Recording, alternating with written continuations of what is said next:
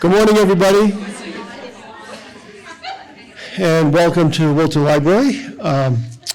We've got a great program coming up. We do it at least once a year, more than once, with the Wilton Youth Council, and you've got great speakers who have been here before. You're going to learn a lot. I'm Michael Bellicosa. I'm the head of adult programming here, which means I get to put together all these kind of programs with our partners in the community, such as Wilton Youth Council and the Wilton PTSA organization. So what I'm going to do is get off the stage so we can get started and introduce my friend Carrie Ann Finelli, who will introduce the program and the speakers. I'm going to lower this because I'm 5'1". Good morning, everyone, and thank you, Michael, for that lovely introduction. Wilton Youth Council is so excited to be here this morning in this lovely space, and thank you all for coming out to see this wonderful presentation. I'll talk more about that in a second. So thank you for coming. I'm Carrie Ann Finelli. I'm co-chair of the Wilton Youth Council with Heather DiBenedetto-Redding, who's here in the front. We are thrilled to be meeting in person. We get a little tired of doing webinars sometimes. We think it's so nice to be together in person, so yay. Thank you to the Wilton Library for sponsoring this event, and to Michael and Andrea Sato for all of their help in preparing for today. We'd like to thank the Wilton High School PTSA for their generous sponsorship of today's presentation. We're so lucky to have these partners. Please be on the lookout for Wilton Youth Council's upcoming parent education programs on topics like understanding our children's behavior, social media and technology, the role of sports and raising healthy athletes, and cannabis legislation and how this is impacting our children. You can find lots of information on our website, which is www.wiltonyouth.org. Please go sign up for our newsletter. It comes out on a monthly basis, packed with information about our programming.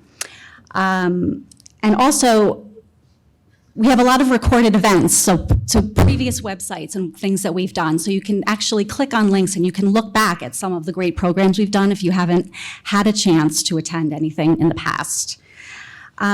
We also welcome if you have interest in working on youth and well-being in our community. So please check out our website and you can find ways to connect with us. If you have interest in volunteering, we would love to have parents or grandparents or whoever, aunts, uncles. As always, we'd like to remind you that Wilton Youth Council programs are for informational purposes only, do not constitute medical advice, and are not a substitute for professional medical advice, diagnosis, or treatment. Today's event is being recorded and will be posted on our website for a limited time. So you can tell your friends that couldn't make it this morning that they'll be able to see it, so please encourage them to do that. Susan and Deena will be taking questions at the end of the presentation. And let me just see. Oh, and then we're going to have some live Q&A, and that part will not be recorded. Before you leave, please use the QR code, which you may have seen on the table out front. It's also listed, it's also at the back table. Please fill it out. It's really quick. This brings you to it. It's five or six quick questions, all online, and it really helps us see what you think about the presentation, some topics you might want to see in the future. So now I'm going to introduce our wonderful presenters. Susan Barrefeld, PhD, is a licensed clinical psychologist, speaker, parenting coach, and ADHD coach. Her passion is promoting understanding and teaching skills for success, especially skills of self-regulation, anxiety management, effective communication, and self-advocacy. She has a private practice in Norwalk. Deena Maerowitz, JD, M.S.W, has had a multifaceted career, including experience in graduate admissions and working in the public policy arena around education. As an education consultant with the Bertram Group, Deena advises students throughout the entire college admissions process, planning both undergraduate and graduate educations. So welcome to our presenters. So Deena and Susan, I give it up to you. Thank you.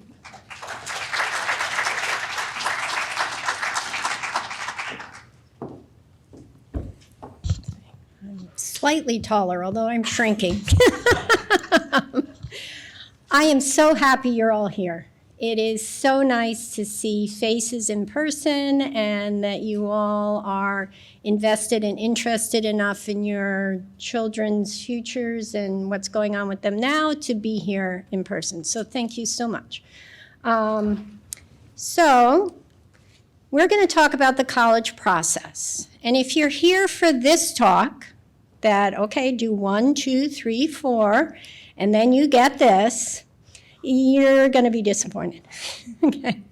Because we're going to talk more, and I especially am going to talk more about how to handle what it's really like.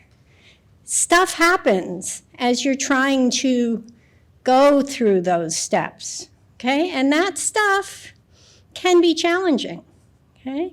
Not going to go through all these things, but I'm sure a number of you can relate to some of what that's picturing. Okay, it can be rough, and your kid is represented here as this little green guy. Okay, your kid is feeling the weight of this, and they're usually stuck somewhere on the way, and they're feeling the weight of all this stuff. So what's a parent's role in this process? Okay, I'm going to share my opinion. It is an opinion. It's not a fact. It's an opinion. Okay, but my opinion about what a parent's role is to get your shift together and focus on your relationship with your child and be a resource for coping with all of that stuff.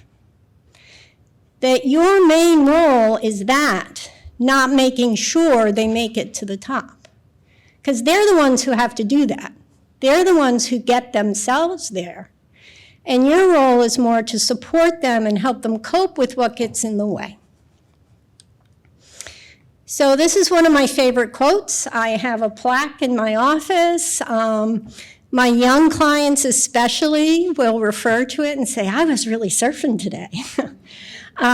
This is John Kabat-Zinn, who's the father, grandfather of mindfulness.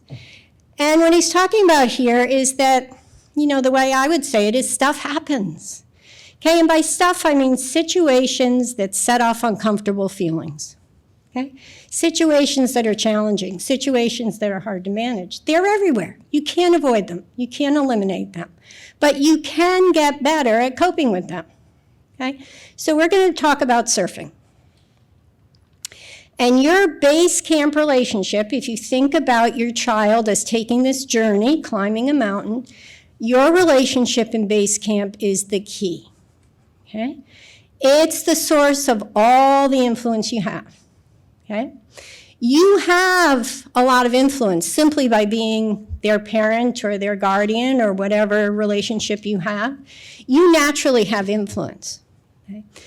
You have no control, none, zip. Nada, okay? You have the illusion of it, okay? But to the degree they're cooperating, it's because usually it's in their best interest to do that, okay? You can't make them do anything.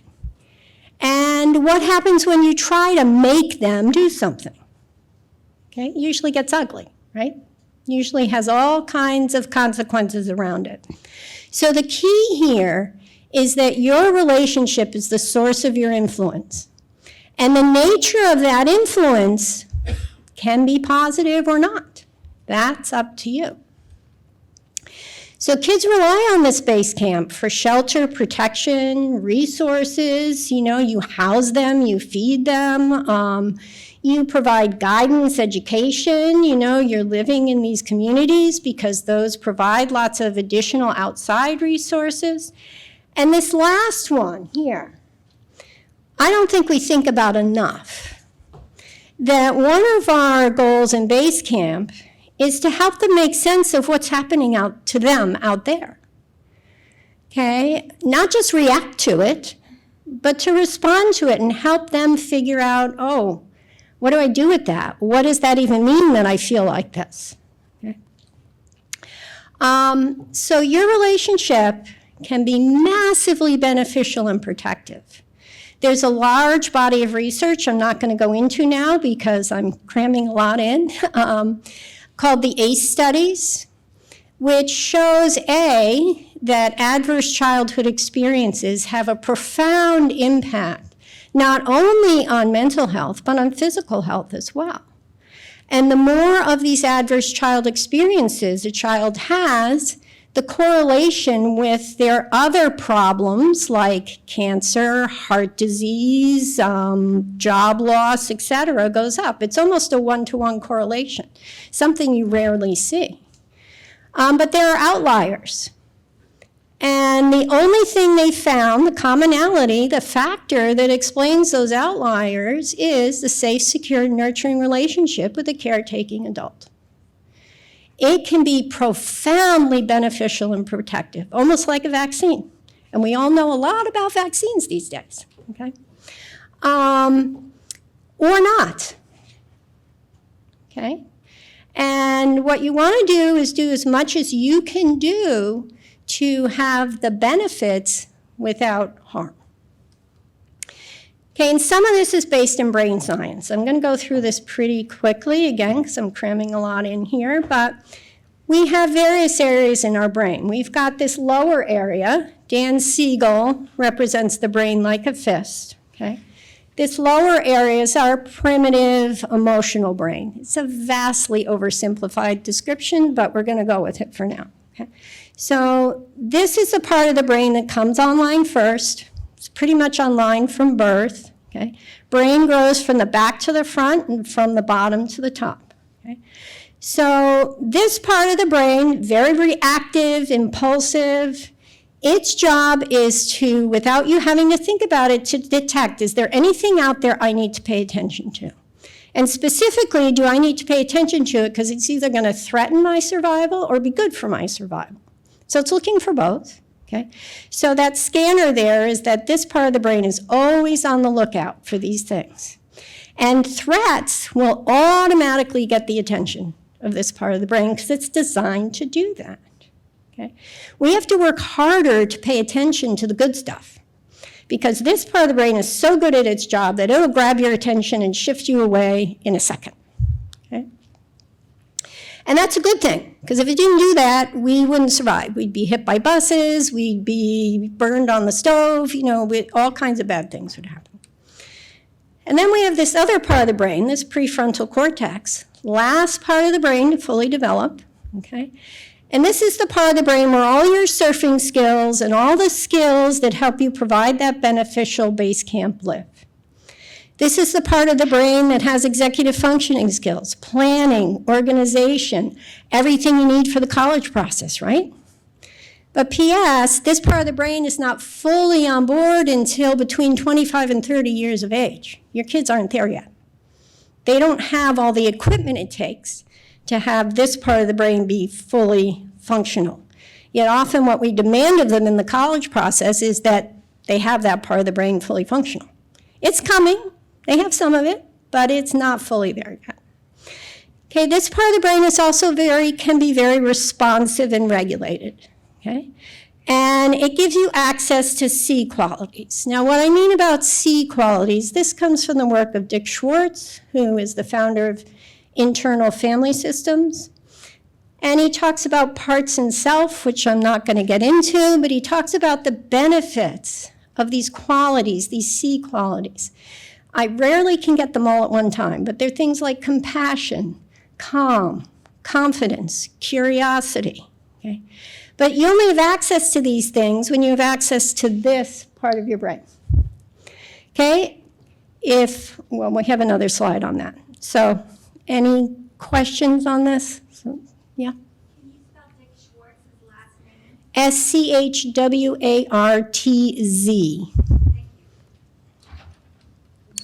Okay, so the brain, as I said, this part of the brain will help you notice stuff. So when your kid's experiencing stuff, you notice it, right? Okay. Most caring, effective parents notice this stuff. Even abusive parents notice this stuff. Okay, your brain notices when your kids are struggling or misbehaving or something like that, because that's a situation. Stuff is a situation that is probably wise to pay attention to. Okay, so if we name this little green person here Sam. I tried for a non-gender specific name, but I will often, but if you have a Samantha or a Sam who's identifying as female, you can think of Sam as whatever, or they, or whoever they are. But here Sam is struggling to focus on college.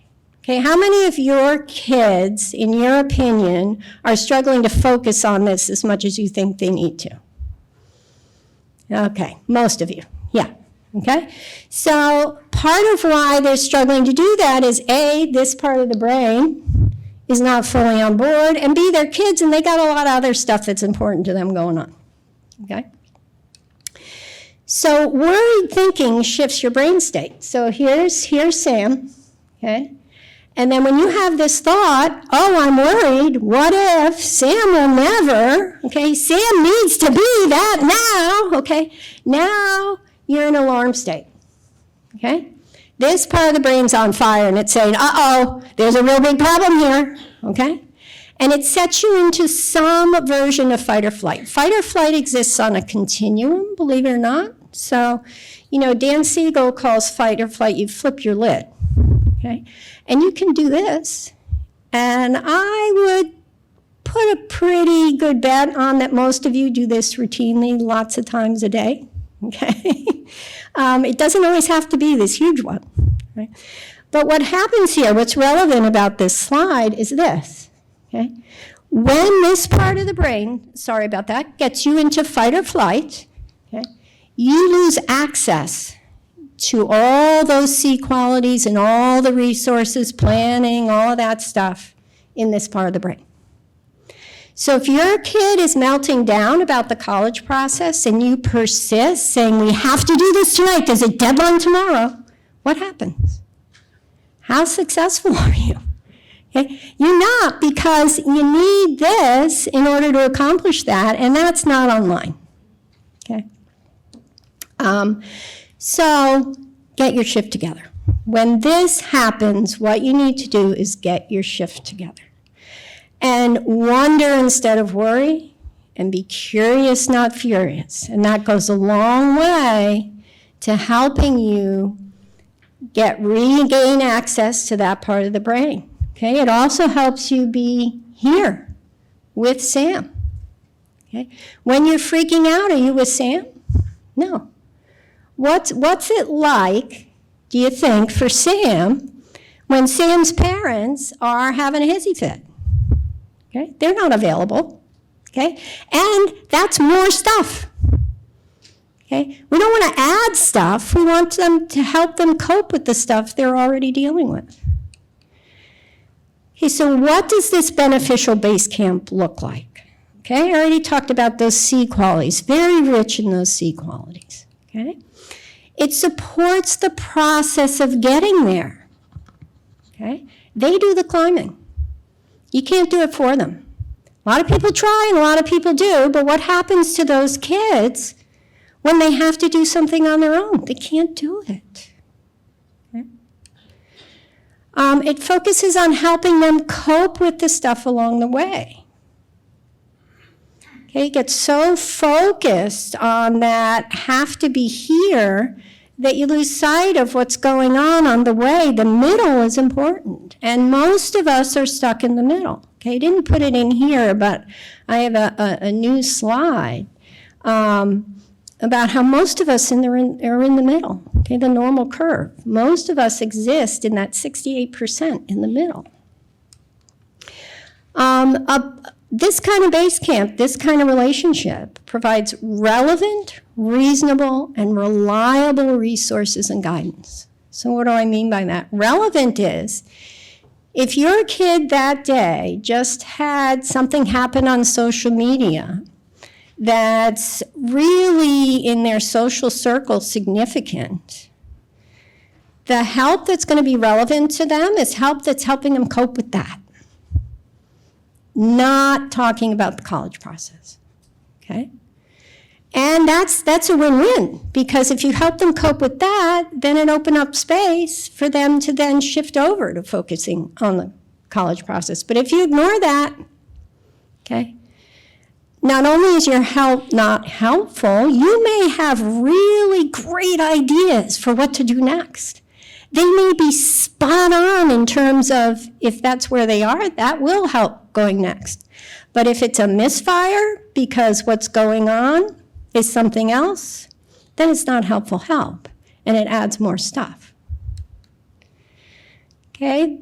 This kind of relationship is collaborative. Okay? It's a back and forth. It's a what do you think about this? Not just because you think that's what to say to get them up there, but because you really want to know what they think. Okay? And it's respectful.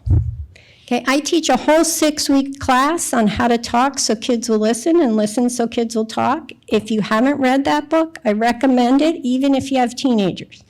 The examples are little kid examples, but you can grow them up pretty easily. Okay, I like the original better than the teen version for reasons I won't get into. But it's all about respectful communication. Okay? Respectful communication helps keep this relationship connection strong. The kind of communication that comes from worry, like you have to, okay, or, lots of these other disrespectful things you may say to your kids, those are connection busters. And remember, beneficial influence comes through a connected relationship. If you want to have beneficial influence, you need this kind of relationship. And you have to be connected to have this kind of relationship. And easy to access. Okay, so when you use those connection busters, now you're not so available. Okay, when you're using the language of shame, blame, criticism, why did you do that? What were you thinking? Okay, if I say that to you guys, why did you do that? What were you thinking? Okay, are you now thinking you want to hear anything else that I have to say? Probably not, okay? Right, so even if that's a valid thought, we all have those thoughts, okay? I routinely, in my office with clients, will have those thoughts. But what I need to do when I'm doing my job well is help the parts that are having that thought to say, okay, I hear you, you're not wrong, but you know what, we're going to focus on something else right now. Okay? I do that internally so I can open up space to be available for where the client is now. Okay, so what does a beneficial base camp response, which is what I'm calling this, what does it look like to stuff? And I didn't have room to put stuff about college, but that's what we're talking about today. Okay, first of all, you want to have as much access as you can to all these C qualities. Doesn't that sound nice, right? Okay. And it's helpful to do this inside with your own parts, too, to give the same thing to your own internal parts. Okay? But you want to have as much access as you can to these qualities. You want to recognize that Sam's on the way. Okay, he or she is stuck with stuff in the middle. And you want to be available there. You want to be collaborative, okay? And you want to help them with that stuff. Questions like, what's up?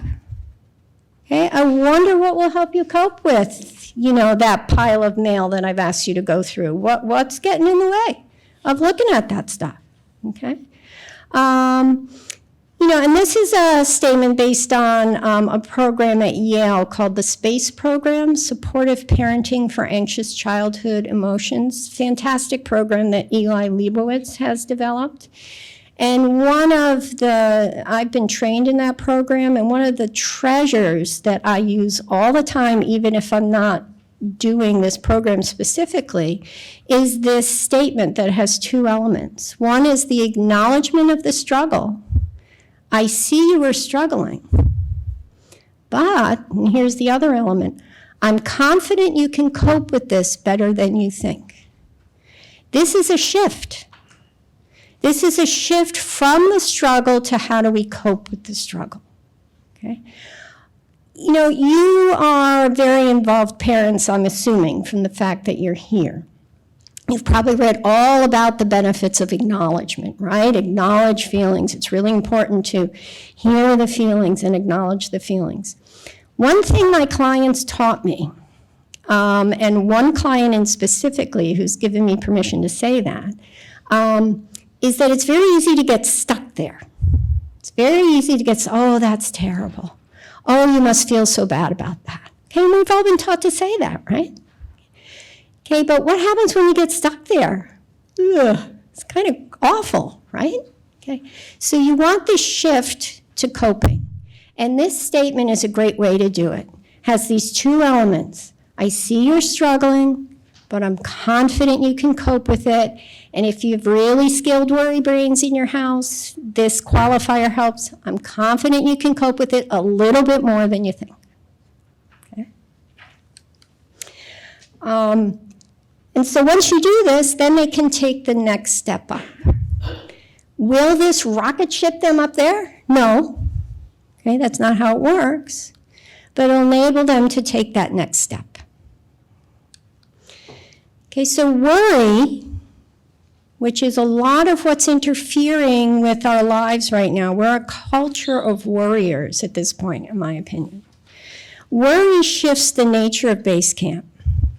Takes it from this responsive, calm, all those C qualities, and it shifts it to a more reactive place with D qualities, okay? There's a lot more dysregulation, there's dismay. I mean, how often have you done this when you're thinking about where they are in the process and where you'd like them to be?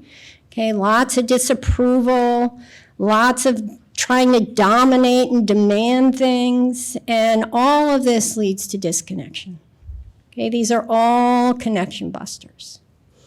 They are reasonable feelings to have in the face of what you're seeing. There's nothing wrong with you if you're feeling these things. Okay? But when those are the focus of your attention, they're connection busters. So this is where doing your own internal work, putting your own oxygen mask on, reassuring your own internal system that you can handle this feeling, and that now what your child needs is something else, and you make the shift. Okay, so this is what a worry-led base camp reaction to stuff about college looks like, okay? When worry takes over, it puts the focus up here, okay? Did you, you need to get up here, you need to get up here, you need to do this, you need to do that. This is so important, you have to do this. If you don't do this, your life's gonna fall apart, your future depends on this. You gotta go up there, get there, right? Okay? Again, some of what you're saying is not wrong, okay? But when worry's in charge and the alarms are going off and you're focused on this, here's Sam all alone, still struggling with stuff, with no help. No help for what's going on now here in the middle. Okay, it's almost like, I'm going to make an extreme example here. I want to acknowledge that it's extreme, but it's almost like this is you're telling Sam, you need to fly to the moon. Okay, I've given you leaflets. I've talked to you about how important it is to fly to the moon. I've told you how to do it. Now go. Okay, but Sam is stuck here saying, I don't have a rocket ship. I don't know how to turn the ignition key. I don't know how to get to NASA. Okay? That's where Sam's stuck, here in the middle. So it's kind of like that. It's kind of like demanding that you do something. You're giving instructions, right? You're giving manuals. You're giving all kinds of that stuff. Okay? But what mission control does is really helps the astronauts when stuff happens in real time. Okay? That's what you need to shift more often to. Whoops. Okay, so helpful parenting tools for this process. Get your shift together so you can manage your worry. Okay? We're going to talk a little bit about some tools for that, but there's a lot of great stuff out there about managing anxiety, okay? When you get anxiety, it's actually fairly straightforward, okay? And a lot of managing anxiety is taking charge of your attention and shifting it away from the worried thinking. Okay? Try it as much as you can. I know this is a goal probably a lot of you do strive for, and it may sound unrealistic, But I'm telling you, if you can even get a little bit more of this into your relationship, it's going to help. Stay calm, curious, and connected. Okay, so when you are furious about the no progress, I had one of these. I know this well, okay? I won't go into the details. We don't have time, but I know this well, okay? What that child taught me, what I was able to learn from that, is that what he needed more was for me to calm down, calm the F down, okay? And when I couldn't do that, I made things worse. Okay? So being able to stay calm, curious, and connected, that connection is what you want to keep having. If you corrode it to the point now where they don't want to have anything to do with you, what's that going to be like in 5 years? Okay? What's that going to be like once they leave and they discover there are other people who don't shame and blame them all the time? Okay? You want to protect this connection as much as you can. This process, again, opinion here, is not important enough to damage your relationship over. It's just not. Your relationship is more important to them than where they go to school. Okay, so keep the focus on coping. Okay, not getting rid of stuff, but coping with stuff.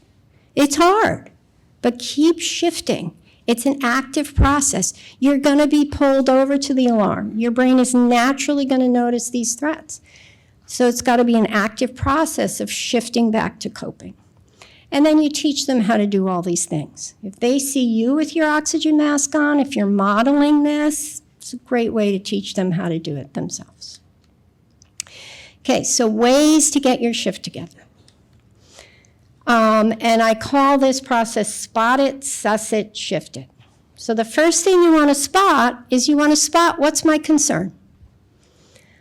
Almost all the time, the concern is valid. It's reasonable. It's something that's worth paying attention to.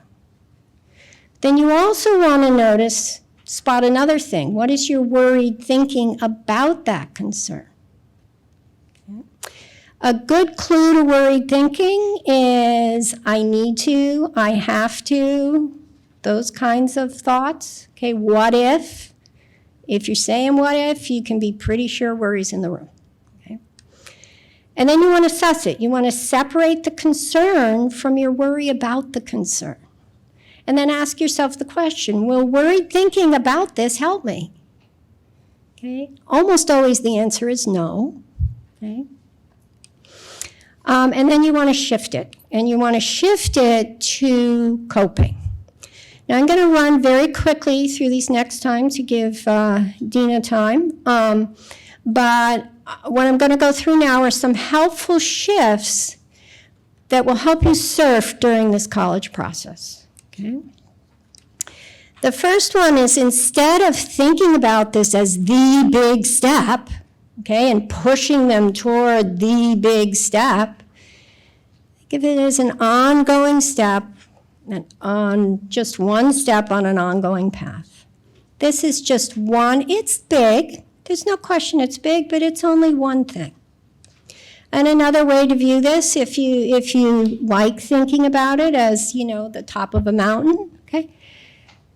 Compared to, again, I'm offering opinions here, but compared to raising a family, getting married, your relationships in life, job satisfaction, college is a blip on the radar.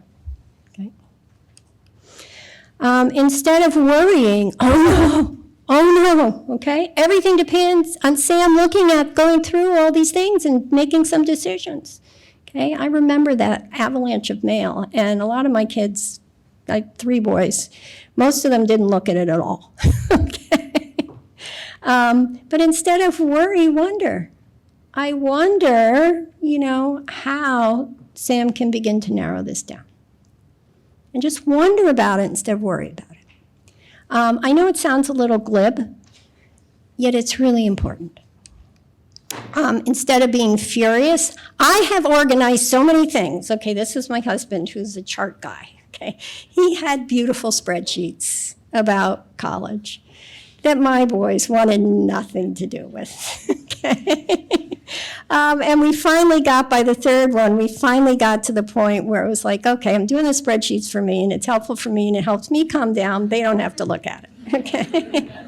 But instead of being furious, get curious. Okay, I'm wondering what would make sense to Sam as a way to organize this.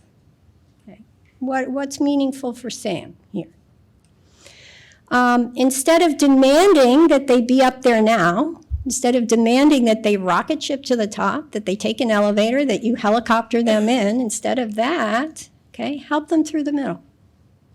Really focus on the middle. Really important, and I call parents out on this all the time.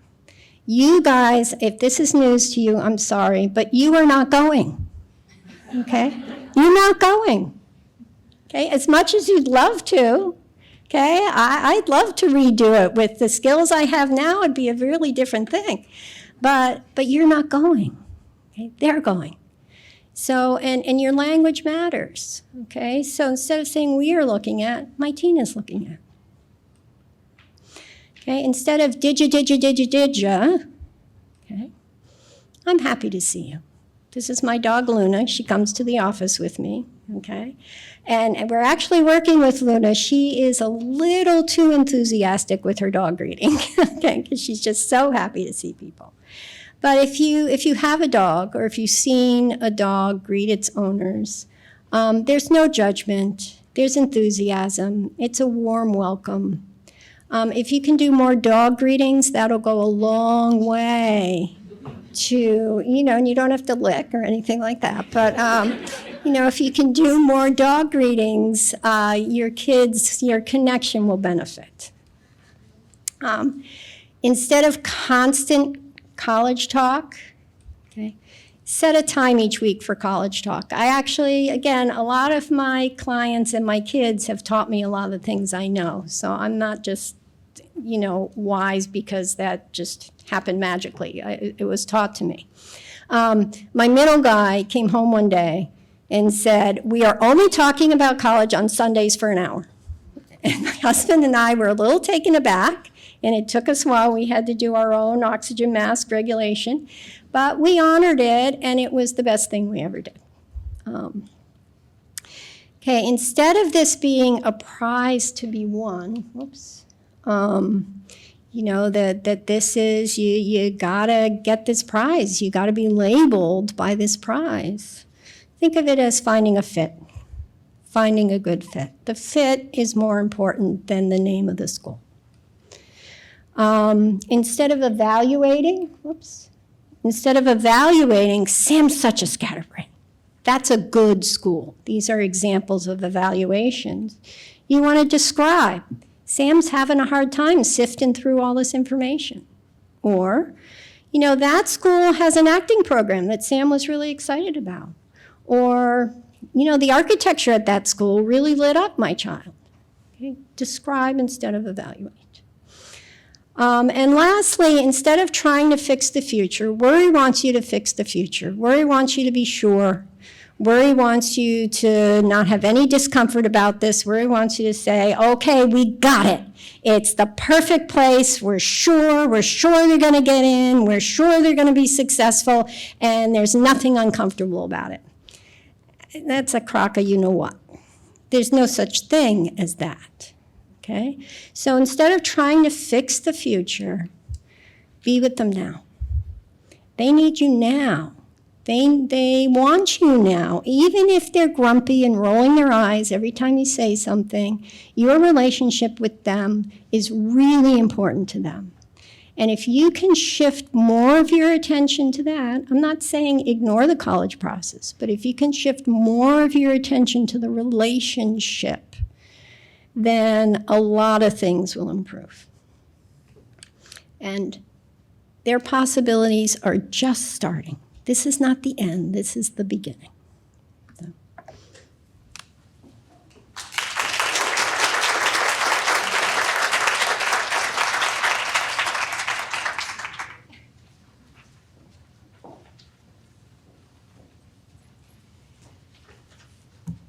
So that was so great for me because I have a senior going through this process right now. And once a week, I have the dream that I am at college and have to say, wait, I'm 55. Like, can I live in a dorm? Like, and so this was like perfect for me. I've got to find out how to get to my, just keep clicking. You can just use this. This is forward, this is back. Where's This is my, the pointer. It's right here. Oh, okay, good. All right, so my presentation has a lot more words in it than Susan's. When I first saw Susan's, I thought it was amazing, and I'm gonna revise mine to have more little yelling guys next time. But I thought it was really great.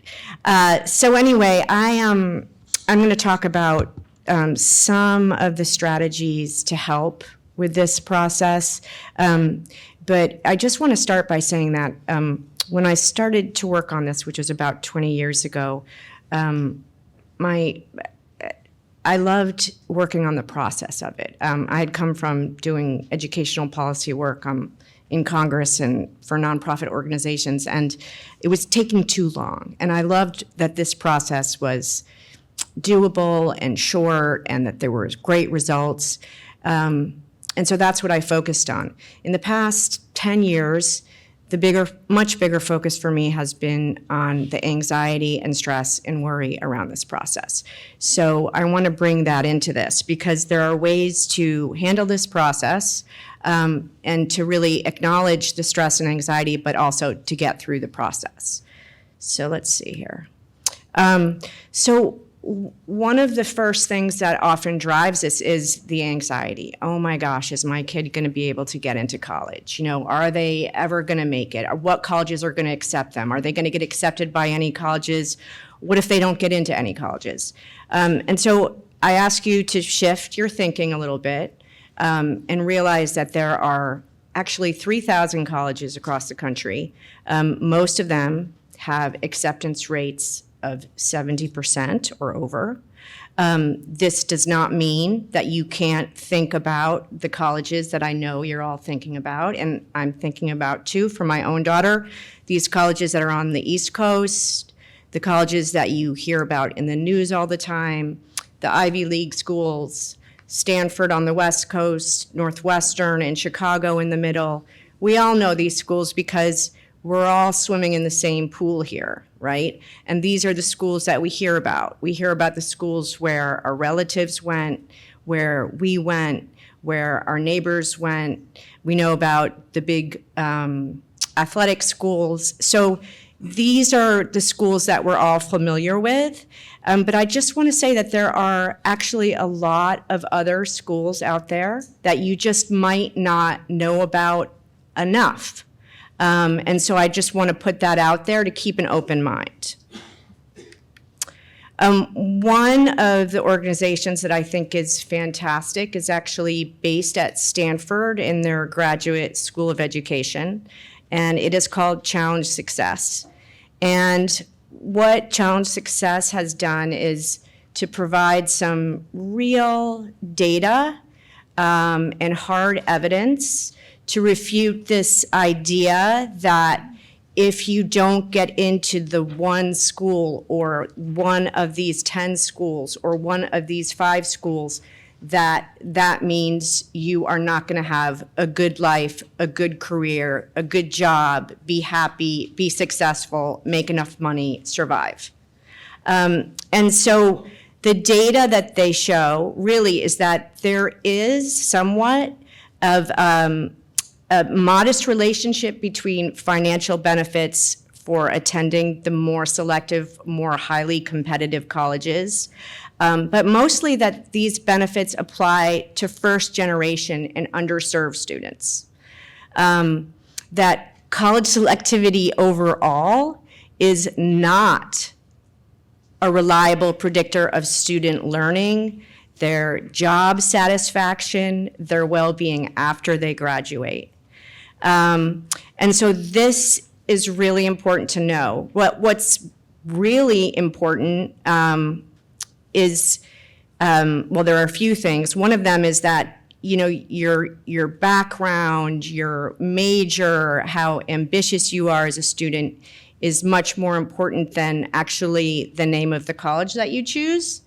And so really the three things that I advise families to think about is not to focus on what U.S. News and World Report says, but to think about what are the ways as a student that you are going to be able to be engaged at this school, right? What ways are you going to be able to form relationships with professors? Can you find mentors here? Will there be opportunities for experiential learning?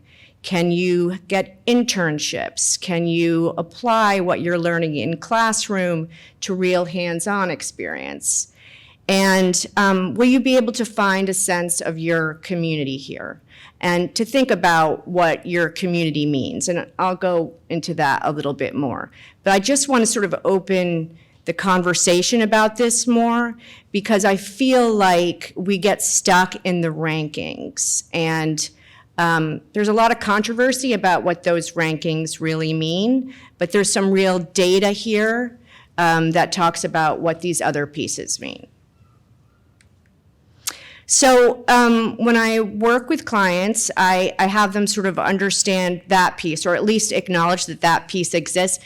And I mean, I work with a lot of families where I'm working with, and you may be in this room, but investment banker dads, and they just want to hear about the rankings. And I get it. And I say, you know what? Your kid is not applying for a job at Goldman Sachs or McKinsey. They are actually applying to college. And the person in the college admissions office is a lot more like me than they are like you. So try to trust me on this, okay? And you could tell I get a little worked up at that. I used to say, like, okay, they're probably driving a Prius, listening to NPR on the way to work, and make $65,000. So how much does that sound like you? But now I try to tone it down a little bit. So anyway, what I want to say is think about what a balanced college looks like with this in context, and so you want to think about, obviously these are the things that come up first. What do you want about it in terms of size or location or academic rigor or the academic offerings? Does the school offer an engineering program? Do they offer a nursing program, if that's what you're interested in? Do they have a strong psychology program? And to go, deeper, and I can talk a bit about that as well. What's the culture like of the student body? And of course, financial aid and financial need and merit aid. College is expensive, and so those are important considerations too. And to really not apply to a million colleges. The last time I did this presentation, somebody said that they knew someone who had applied to 100 colleges. And I do hear crazy stories about that. My clients used to apply to around 6 to 8. Now they apply to around 8 to 10 just because it makes them feel better. I don't think anybody actually needs to apply to 10 colleges to find a good fit. And let me tell you, this process is really involved. The colleges have become a bit better since COVID about the demands that they're making on your kids. But I would say that, like Wake Forest used to have 8 essays, all right? If you have 10 schools that you're working on and there are 3 essays each, that's 30 essays that your kid is going to be stressed about and that you may be potentially driving them crazy about. So the sort of more that you have that list structured and that you break it down, the better. The smaller is better. There's no reason to apply to 15 schools. And there's a lot more pieces just besides that essay process, right? Many schools use interviews as an evaluative part of the process. There are resumes that are asked for. You're going to be doing college visits. So really, less is more in this way. And your college list, and this is another thing that I yell at the investment banker dads about, but it's really like you can't just have all reaches on your list, right? The list needs to be a balanced list, and that's based on the criteria that are important to you. So that criteria needs to be across in all the colleges that are on your list. But they can't all be colleges that accept 5 or less than 5 or 10% of students. That just doesn't work. So I have clients look for schools that are safety, targets, and reaches. I don't love those terms. I'm kind of stuck on them, and I haven't come up with better ones yet, but you will hear likelies or dream school, which I really don't like either. And you can get a sense of where those schools are in terms of your son or daughter's, your schools will likely have either Naviance or Maya Learning or SCORE. Those can be predictive. They're not a crystal ball, but what they will do is show you where students from your son or daughter's school with the grades and scores of your son or daughter are deferred, are denied, are where students have applied early, where students have applied regular decision. And so that can be a guide to you, and I find it helpful. Only use it if it's helpful. If it's completely stressing you out, put it aside. But I find that for many families, it can be a very helpful tool. Okay, so this is some of the research that I think is good for college list building. And I have these here. I just want to show you. This is the Oh, good. Okay. So, but this is the one book that I really suggest students have. The reason why I like it is do you guys know Ruth Reichel from the New York Times, who used to put the disguise on and go into the restaurants so she wouldn't get the special meals? She wouldn't get special service. This is the objective source for the colleges. And each entry in here is set up the same way. So they talk about the history of the school, what the school academic strengths are, what the athletics are, what the residential life is like, what the social life is like, and then a brief summary. And it also has overlaps. So if you're looking at one school and it's in here, then if you're looking at, Carleton College, you're going to see overlaps that are also McAllister. You're going to find the schools that are similar to the school that you're looking at. The other book that I really love, I don't even have a copy of because every time I get it, I give it away to somebody. It's called Colleges That Change Lives. There's been many different reprints of this. It's a great book about colleges that you may not know about, that they may be somewhere in your brain because somebody has mentioned them, but they will really, they'll go into what they call these gem schools, which are schools that really stand out in ways that you might not know about and are particularly a little bit off the radar. This is the guide to learning disabilities. This is just sort of a very basic guide. There are other great resources out there, but K&W. And then this one kind of for quirky kids, for interesting sort of schools that offer way more experiential learning. This one for kids that, creative colleges for artists, for musicians, for theater kids. So there are a lot of resources out there. Another person who I really like is Steve Antonoff, and you can see his website here. And he has some good checklists for students to help them sort of figure out some of these criteria. I use them with my clients. Okay. So when I start to work with students, we start with a really broad list of about 20 colleges. And what I want to do is to think through, besides some of those major criteria, really what are your values? Is it important that you are in a really diverse environment? Is it most important for you to go somewhere where you graduate and make the most money possible?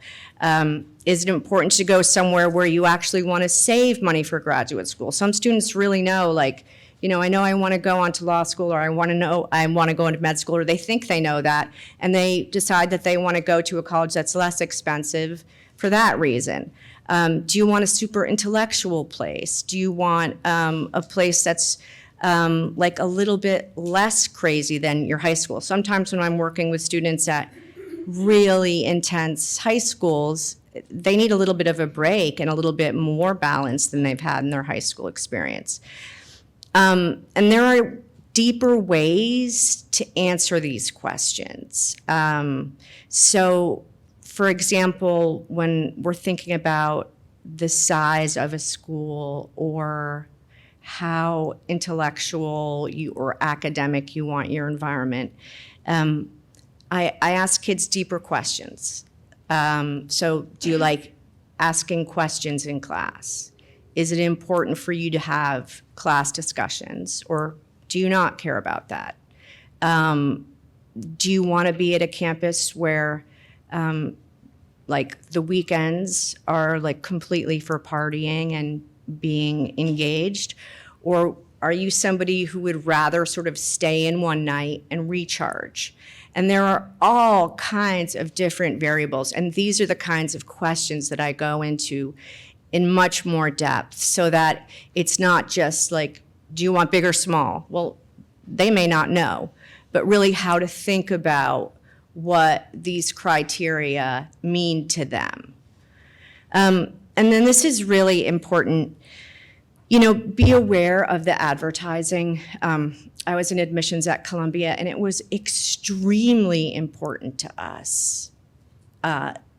Our websites, the group of multicultural students under the deciduous tree. I mean, you'll see this on every college, page, and we work really, really hard on this.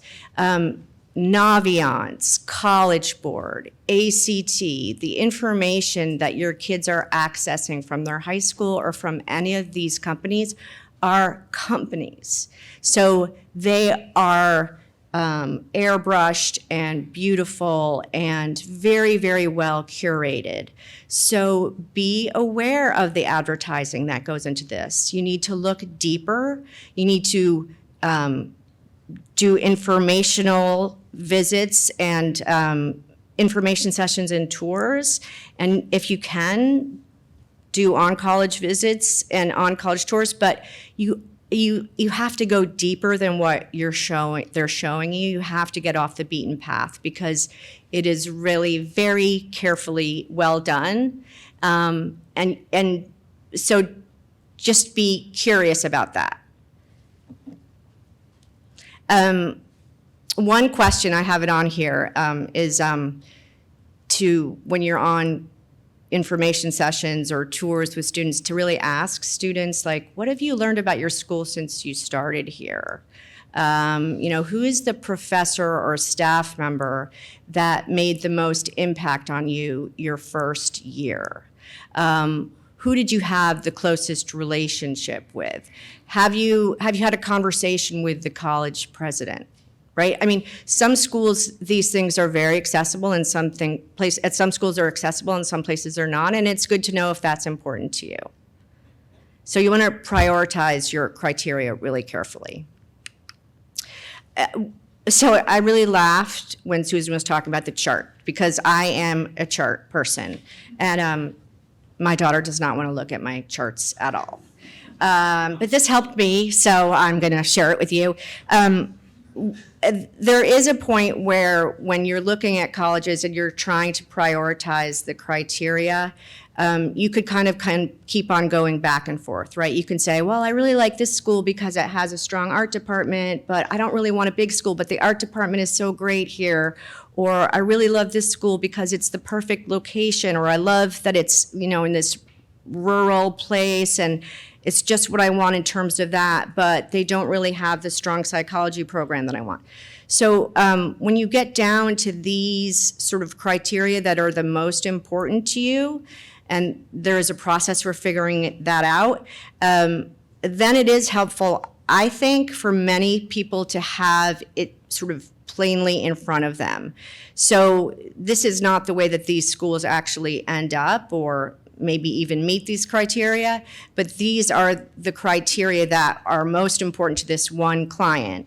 And then we sort of go through and do the deep research, and some of them you don't need to do deep research on if they have an ultimate Frisbee team. That's not deep research. But to figure out, okay, do they have the strongest creative writing program? Do they have as flexible a curriculum I want? You know, is it as collaborative as I like? And then to really rank it so that you can figure out how to prioritize your list. So these are some more active ways to research. One thing that happened during COVID, of course, is that there were no on-campus visits. And in some ways that was really nice because the pressure was off a little bit. And one of the things about campus visits that if you've done them with your kids, you'll notice, or if you haven't, you will notice, is that if you get a tour guide that your kid doesn't really relate to, if the weather is terrible, if you've gotten in an argument on the way to the college, the entire thing just may really not resonate well.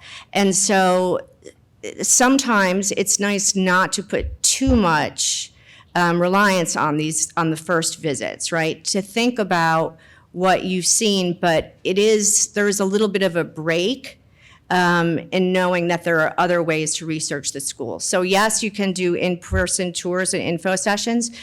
And when you get in the car on the way home, don't say anything. You know, I mean, really, like, let them start the conversation. Don't bombard with questions because it's a lot. These visits and information sessions, they're a lot of information that's being thrown at them. I find a lot of kids are really overwhelmed by it. So there are other ways to do this, to reach out to current students from your high school, to find kids that are at those schools. You can do that through friends. You can do that through your high school guidance teacher. I keep a list of students who are willing to talk to other clients. You can do a deep dive into website academics through professor outreach. You can look, okay, well, my student, or I'm really interested in, I do the same thing. In educational psychology, does this psychology department have that depth that I'm looking for? So how many professors are teaching in this department? What are those professors' terminal degrees? These are some ways to really do a deeper dive than you might know about. If graduate school statistics and employment statistics are important to you, those are also available through the colleges, so you can always find those and you can really ask for those directly. So other things, again, right now, so many students that I work with are very stressed about this process. Many of them have learning disabilities, and there are really, really good questions to ask the colleges. There is a wall between the learning support offices and the admissions offices, okay? So you don't need to worry that if you ask questions to a disability support office that somehow that's gonna be something that's then gonna go to admissions and impact your son or daughter's admissions. But I have come up with some good questions, and there are good resources out there on the web as well for questions to ask.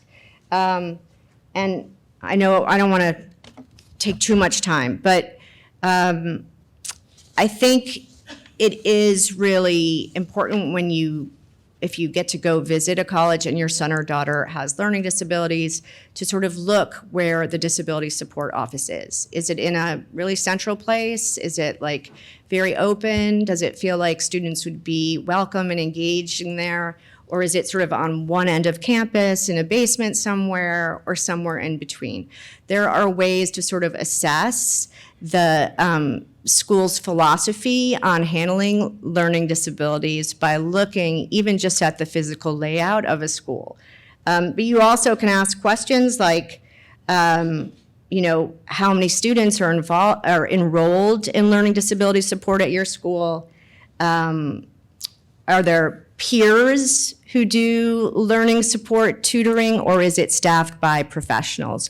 You'll all hear that there are peer learning support, but you want to go deeper, right? If there are professionals that are staffed to deal with students with learning disabilities, that's a plus, right? As opposed to just having another student who's been through the same class who might be there for support. I'm happy to share all these resources. I feel like I'm rushing a little bit, but I feel like these are all available out there, and I will send them to you if you want them. The other piece is mental health.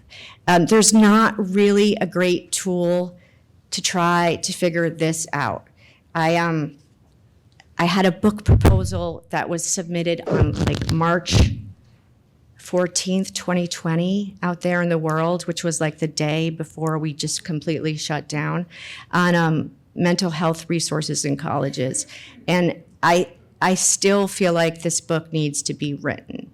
How do colleges provide for students that have mental health issues?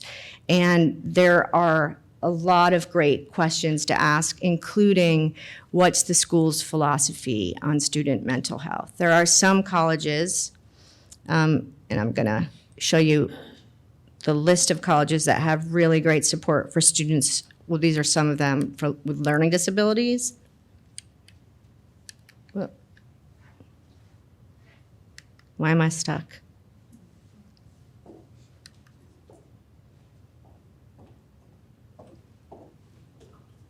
Okay.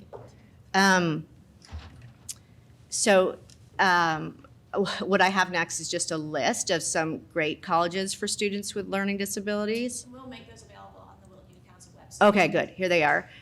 These are just a few. These are not all of them. And again, there are great resources out there on the web. And then there are also colleges that do a great job with mental health. And again, I can't get this to go forward. What'd you do?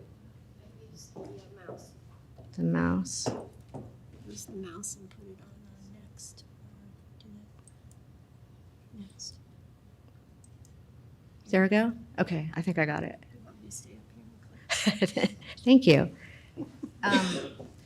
So these colleges have made a real effort to acknowledge what's happening with student mental health on campus.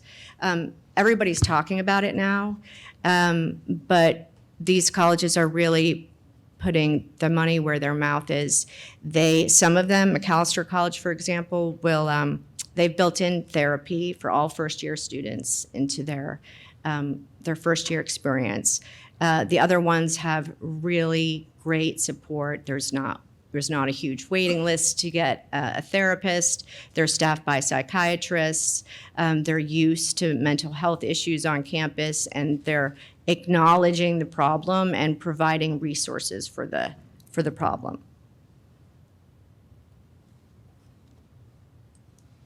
Let's see.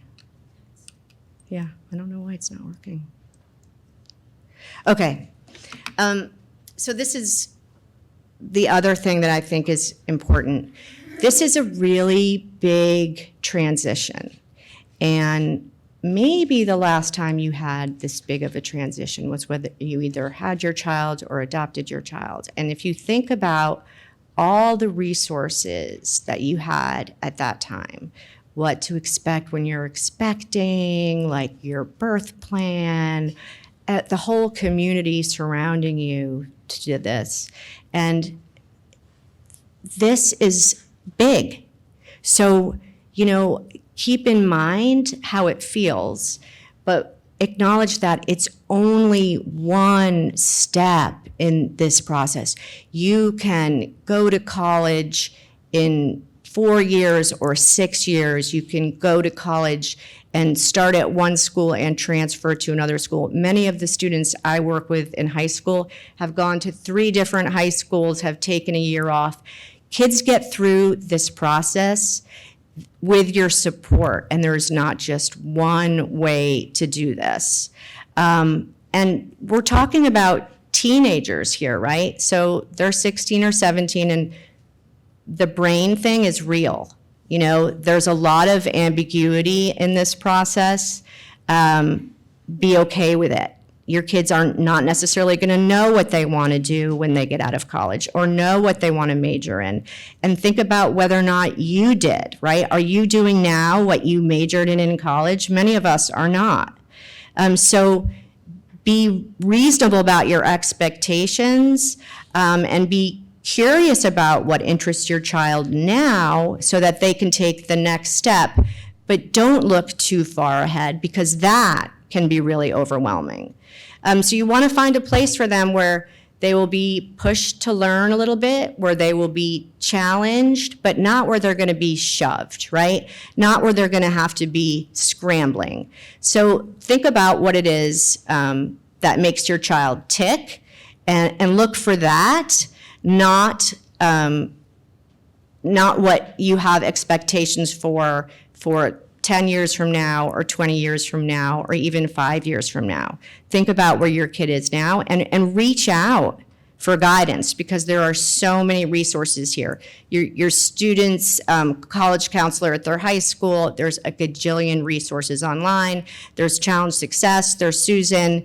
I'm available to answer questions. I do tons of questions and answers just for people who call me all the time. So just be open to that.